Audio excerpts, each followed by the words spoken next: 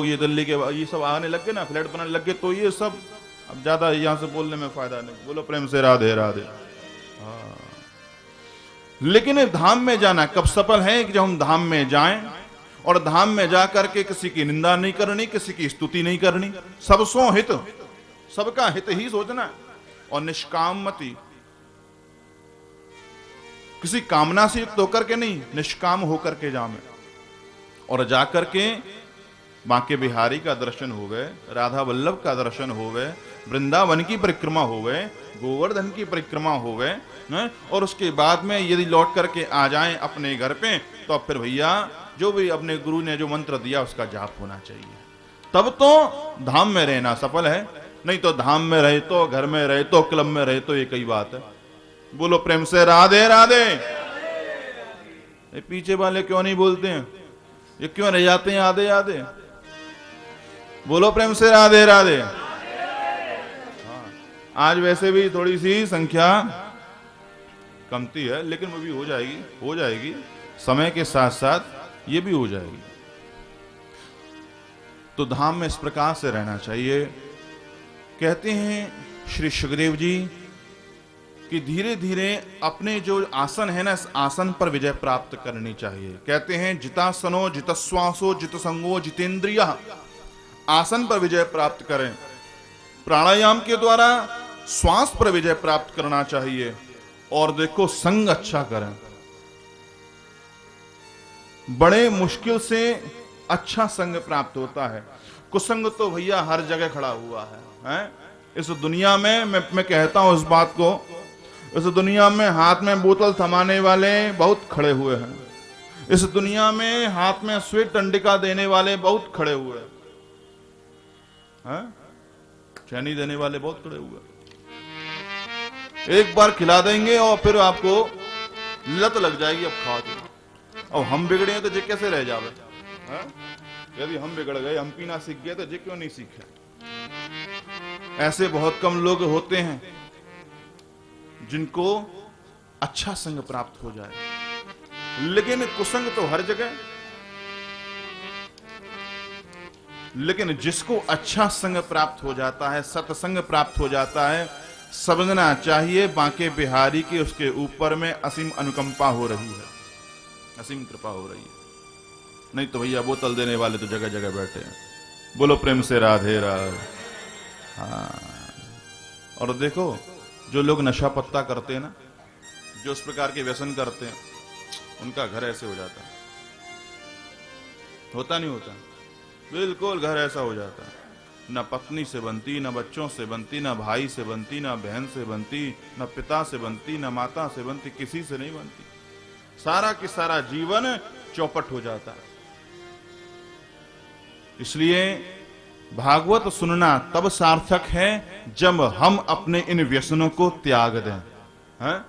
अभी तक करते आए हैं कोई बात नहीं, परंतु आज ये बात सुनी है भागवत के समक्ष बैठ करके, आइंदा ऐसा कोई कार्य नहीं करेंगे।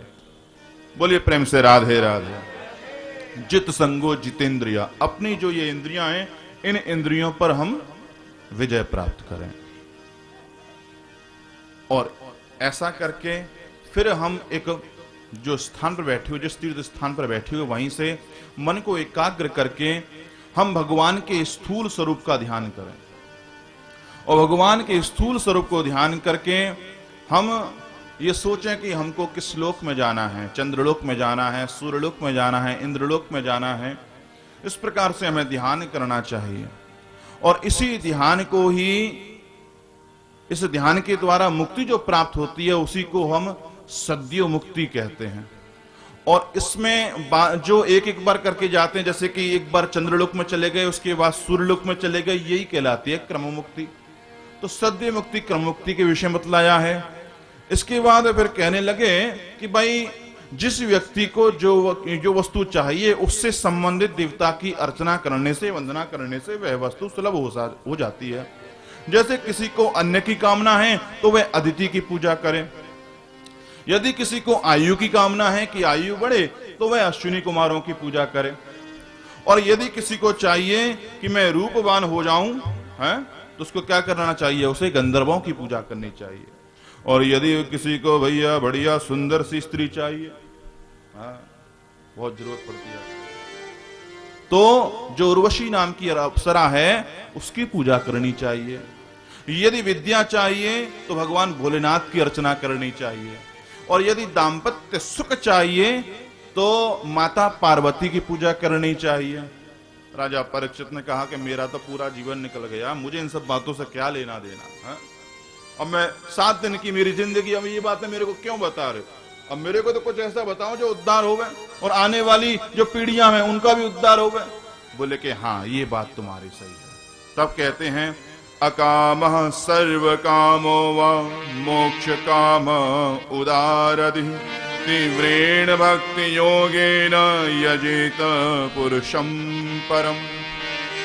अकामः सर्व कामो वा मोक्ष काम उदारधि, यदि आप कुछ चाहते हो तो भी, और कुछ नहीं चाहते हो तो भी, और यदि मोक्ष चाहते हो तो भी, यदि भगवान को भजो, यदि भगवान के चरणों में अपनी मति समर्पित कर दो, तो तुम्हारी सारे के सारे मनोरथ पूर्ण कर देता है। सारे के सारे मनोरथ पूर्ण हो जाते हैं। देखो, जैसे भगवान है वैसे श्रीमद् भागवत ये आप अच्छी तरह से समझ चुके हो, हैं? आज 2.25 दिन हो गए, अभी 2.25 दिन ही तो, 1 घंटा ही तो कभी कहाँ निकला, अभी 1 घंटा होने को आया।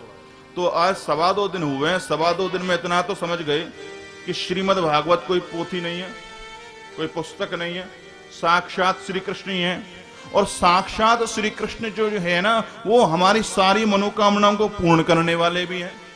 यहाँ पर जो भी माता बहन भाई बंधु बैठा है, किसी भी कामना को लेकर के अवश्य ही उसकी वह कामना सिद्ध होगी समय अनुसार। मैं ऐसा नहीं कहता 7 दिन की कथा सुनो 8वें दिन आपको कुछ ना कुछ प्राप्त हो जाए, मैं ये नहीं कहता।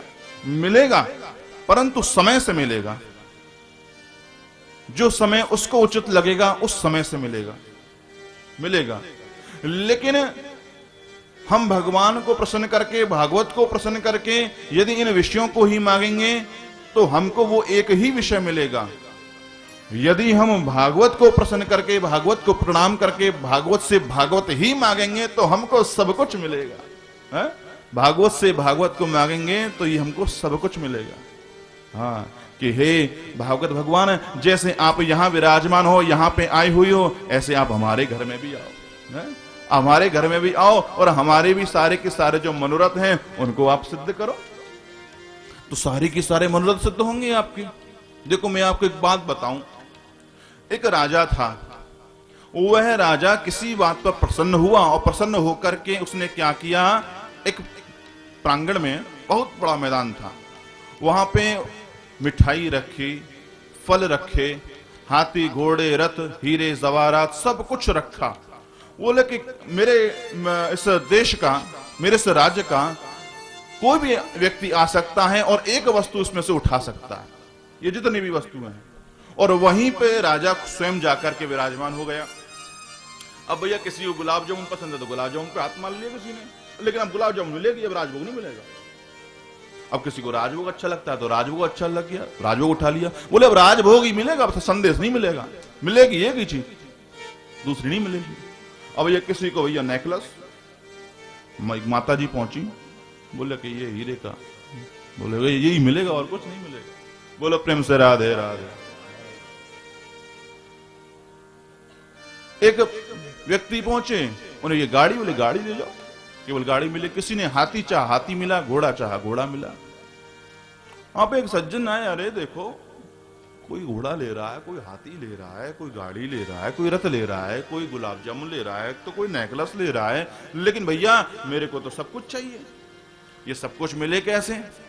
तो पूरे मैदान की ओर नजर डाली और पूरी मैदान की ओर नजर डाल करके देखा कि देखो इसी बीच में ये राजा बैठा हुआ है। बोले चलो, और चले जाकर के सिंहासन के ऊपर चढ़ के, सीढ़ियों के ऊपर चढ़ करके राजा के ऊपर में हाथ धर दिया, हमें तो ये चाहिए। बोले कि महाराज सबसे ज्यादा ये चालू आदमी है, सबसे ज्यादा चतुर है ये। हाँ, बोले इसने एक व्यक्ति पे हाथ रख करके, हमारे ऊपर में हाथ रख करके ये सारी की सारी वस्तुएं अपनी बना ली। संसार के जितने भी विषय हैं वो सब किसके द्वारा प्रदान किए जाते हैं? भगवान के द्वारा। ये संसार किसके द्वारा बनाया गया? भगवान के द्वारा। इसमें सारी की सारी वस्तुएं भगवान की ही हैं, और जब भगवान ही हमारे हो गए तो फिर कौन सी वस्तु हमारे लिए ऐसी है जो हमको प्राप्त ना हो पाए, अब प्राप्त रह जाए? सब हमको प्राप्त हो ही जाएगा। इसलिए बस दरकार इतनी है, भगवान से भगवान को ही मांगा जाए, है? भागवत से भागवत को ही मांगा जाए। आहा, मनोरथ पूर्ण होते हैं। प्रेम से कहेंगे श्री राधे।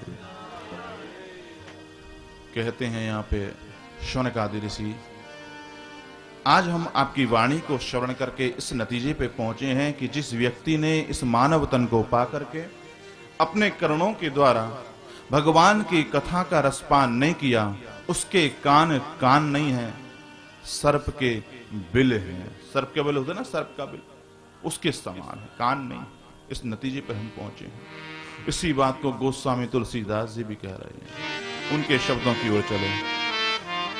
जिन हरि कथा सुनी नहीं काना, जिन हरि कथा सुनी नहीं काना, श्रवण रंध्र अहि भवन समाना, श्रवण रंध्र भवन समाना, जो नहीं करे राम गुण गाना, जो नहीं करहि राम गुण गाना, जीह सुदातर जीह समाना, देह सुतारो धीर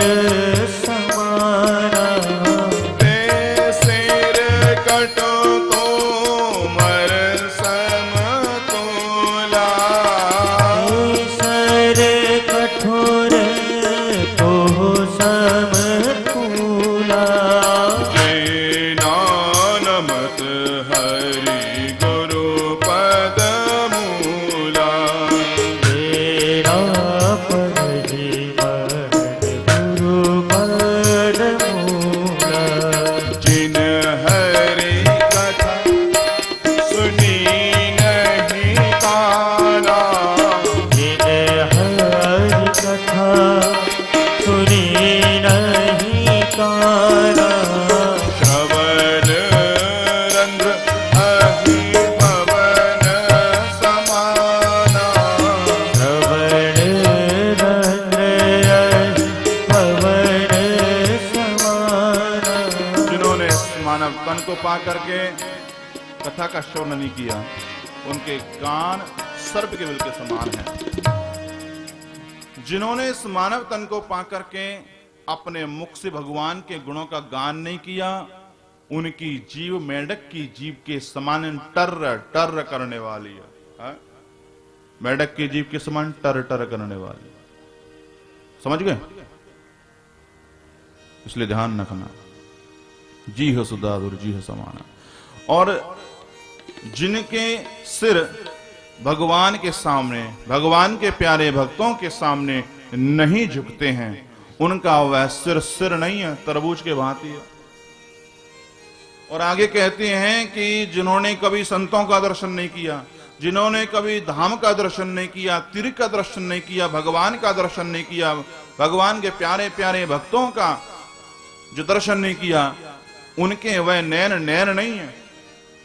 मोर पंख होता है ना, और मोर पंख पे जिस प्रकार से आंखों की सी एक आकृति बनी होती है मयूर पिक्ष पे, उसी प्रकार के उसके नयन हैं।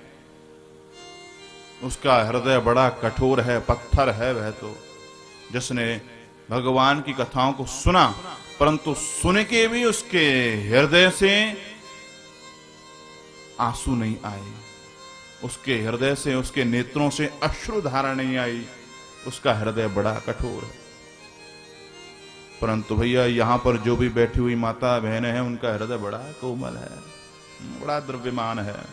कल हम सुन रहे थे नीचे, माता बहनें हमसे कह रही थी कि आप जब स्वामी जी कथा करते हैं ना, तो ऐसा मन करता है कि बस एक बार हो जाएगा, रो लें, लेकिन हम जैसे तैसे एक दूसरे को रोकते हैं, एक दूसरे को देखते रहते हैं कि ये रोया, ये रोया, परंतु हम जैसे तैसे करके अपने आप को संभाल लेते हैं। ये क्या है? तो हमने बताया आपके हृदय में भाव है, और भाव वहां होता है जहां भगवान होता है। हर एक हृदय में भाव नहीं आता। बहुत से ऐसे होते हैं, बैठ करके देखते हैं लाइटिंग अच्छी हो रही है, अब ब्यास जी भली कछु कह रहे हो, एक गणेश जी बैठे हुए हैं, राधा कृष्ण, लाइट की व्यवस्था, पंखा वगैरह। मतलब ये जो है कथा नहीं सुनते हैं। ये होते हैं, कौन होते हैं? ये श्रोता होते हैं। देखो श्रोता भी 3 प्रकार के होते हैं, यहाँ लगे हाथों बता दूं। एक होते हैं श्रोता, एक होते हैं श्रोता, और एक होते हैं श्रोता। वो तो 3 प्रकार के होते हैं। तो एक तो भैया श्रोता होता है। तो जो श्रोता आते हैं वो जैसी व्यास जी की नजर उनके ऊपर पड़ी, वो दूसरी तरफ नजर कि कहीं व्यास जी हमसे कुछ पूछ ना ले कि मैंने अभी तक क्या बताया। कैमरे वाले को देख रहे हैं, इधर देख रहे हैं, साउंड वाले को देख रहे हैं, इधर पूरा ध्यान है, कथा बिल्कुल ध्यान ही नहीं है, क्या अच्छा है क्या बुरा है, बस ये कथा की ओर ध्यान नहीं है। तो ये श्रोता काट छाट करते हैं। व्यास जी कथा तो ठीक, हमारे यहाँ आए थे वो अच्छी कथा थी, हमारे यहाँ जो कथा करके गए थे वो अच्छी कथा करके गए थे, वो बढ़िया है। हम तो फलाने जी को, वो तो ठीक है चलता, अब ठीक है, लाइट की व्यवस्था ठीक है, जगह ठीक है, हमने तो बहुत बड़ी जगह में बता। तो ये काट छाट, ये हो गई श्रोता वाली बात। और महाराज एक होता है सोता, और जो सोता जो होता है वो जब भी आता है प्रांगण में आकर के देखता है कि भाई खंबा कहां पे लगा हुआ है, पंखा कहां पे लगा हुआ है, और कुर्सी कौन सी ज्यादा बढ़िया, कहां आराम ज्यादा मिलेगा, सोफे पे आराम ज्यादा रहेगा, कुर्सी पे रहेगा, और वो कुर्सी कौन सी पंखे के सामने आ रही है। गर्मियों में ऐसा होता है, जाड़ों में तो फिर कहीं बैठ जाओ। और अधिकतर खंबे को, हॉल में कथा होती है तो हॉल में खंबे होते हैं, तो खंबे के सहारे बैठ जाते हैं। और महाराज ऐसे बैठते हैं तन करके कि जैसे कि पता ही नहीं पड़े सो रहे हैं कि जग रहे हैं, आंख बंद है। बोले कि महाराज हम ध्यान में कथा सुनते हैं। बोले कि हमारी नहीं समाधि लगेगी तुम्हारी। बोला प्रेम से राधे राधे, समाधि यहीं पे लगेगी। अच्छा एक बात और है, ये जो सोता जो होते हैं, ये जो हम व्यासों को बड़ा आशीर्वाद देते हैं, क्योंकि इनके घर पे इनके नाती पोते इनको सोने नहीं देते। इनके घर पे इनके नाती पोते सोने नहीं देते, खूब परेशान करते हैं। और कुछ तो ऐसे भी लोग होते हैं जो महाराज दवाई खाते हैं सोने की, परंतु नींद नहीं आती, परंतु कथा प्रांगण में आते ही ऐसा चमत्कार किया, 10 मिनट बैठे चालू हो महाराज। ये होते हैं सोता। अब महाराज कोई अब पूछेगा, सोचेगा मन में, पूछेगा नहीं तो भाई मैं सो जाता हूं, व्यास जी मेरे ऊपर ही कह रहे हैं, अब मैं कल से नहीं आऊं। बोले कि नहीं भैया ऐसा मत करना, ऐसा मत करना कि कल तुम नहीं आओ कथा सुनने के लिए। भैया ये तो नौका है, ये तो नौका है, और इस नौका पर हम और आप सभी बैठे हुए हैं। अब ये नौका जो चल रही है इस भवसागर के ऊपर में, इस भागवत की, तो इस पर आप चाहे सो चाहे जगो, इसका काम आपको पार लगाना है। तो भैया सो तो सो जाना, कोई चिंता वाली बात नहीं है, परंतु आना जरूर यदि पार लगना है तो है। मुख्य उद्देश्य पार लगने का है। तो घर पे बैठने से कोई फायदा नहीं, क्योंकि नींद आएगी नहीं, नाती पुत्र सोने देंगे नहीं है। चलो घर में बैठे तो सब्जी लेकर के आओ, ये लेकर के आओ, वो काम करके आओ, खाली बैठे घर में क्या कर रहे हो? इससे अच्छा तो यहां पे आ जाओ, आराम से बैठोगे 4 घंटे। वो खर्राटे मारने तो मान लेना, कौन मना कर रहा? बोलो प्रेम से राधे राधे। वैसे यहां पे कोई खर्राटे नहीं मार रहा, मैं ऐसी बात नहीं, कोई खर्राटे नहीं मार रहा, ऐसा होता है। और वैसे वहां क्या हो रहा है मुझे नहीं मालूम, वो इसके मंदिर के पीछे, आई डोंट नो। और एक होते हैं श्रोता, और जो श्रोता जो होते हैं ना, बस श्रोताओं को कोई मतलब नहीं कैसी सजावट है, क्या कैसा माइक, कैसा कैमरा, कि बैठने की कैसी व्यवस्था, कोई मतलब नहीं। बस व्यास जी के सन्मुख आकर के बैठते हैं और सन्मुख आकर के बैठ करके बस कथा का पान करते रहते हैं। यदि भी कथा उन्होंने सुनी हजारों बार है, सैकड़ों बार है, लेकिन फिर भी उस कथा में नया आनंद प्राप्त करते हैं। ये सच्चे श्रोता होते हैं। और ऐसे श्रोताओं को व्यास भी नमन करते हैं। प्रेम से कहेंगे श्री राधे बोल बाके बिहारी लाल की, बोल राधा वल्लभ लाल की। भैया देखो, ऐसे जो श्रोता जो होते हैं ना, वही तो व्यासों को बनाते हैं। हाँ? यदि श्रोता ना होते तो व्यास कहां से बनते? इसलिए वक्ता तभी बन सकता है जब उसको अच्छे श्रोता मिल जाएं। और बड़े किस्मत से अच्छे श्रोता मिलते हैं, जो मेरे को मिले हैं। मेरे को बड़ी किस्मत से मिले। हाँ, एक से एक है। और देखो ये जो ग्रुप है ना, कौन सा ग्रुप?